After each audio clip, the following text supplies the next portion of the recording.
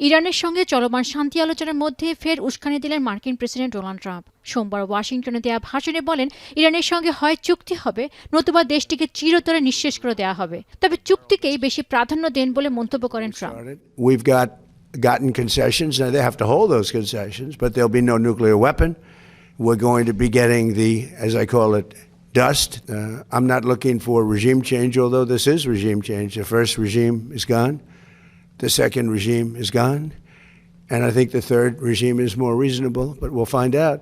তবে ট্রাম্পের এমন গড়পড়তা হুমকি ভালোভাবে নেয়নি ইরান। মঙ্গলবার সামাজিক মাধ্যম এক্সে এই বিষয়ে এক পোস্ট দেন দেশটির পররাষ্ট্রমন্ত্রী আব্বাস আরাকচি। বলেন, ওয়াশিংটনে হুমকি অব্যাহত থাকলে তেহরানের সাথে চূড়ান্ত চুক্তির বিষয়ে আলোচনা শুরু হবে না।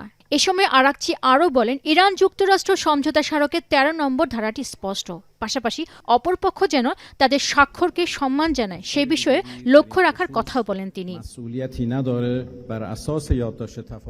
ভিটামিন ই ও সি সিরাম 8টি প্রাকৃতিক অয়েল সমৃদ্ধ লিলি সিরাম অয়েল, যা চুল পড়া কমায় মাত্র 30 দিনে। উদ্ভূত এই পরিস্থিতিতে আবারও উত্তপ্ত হয়ে উঠেছে হরমুজ প্রণালী।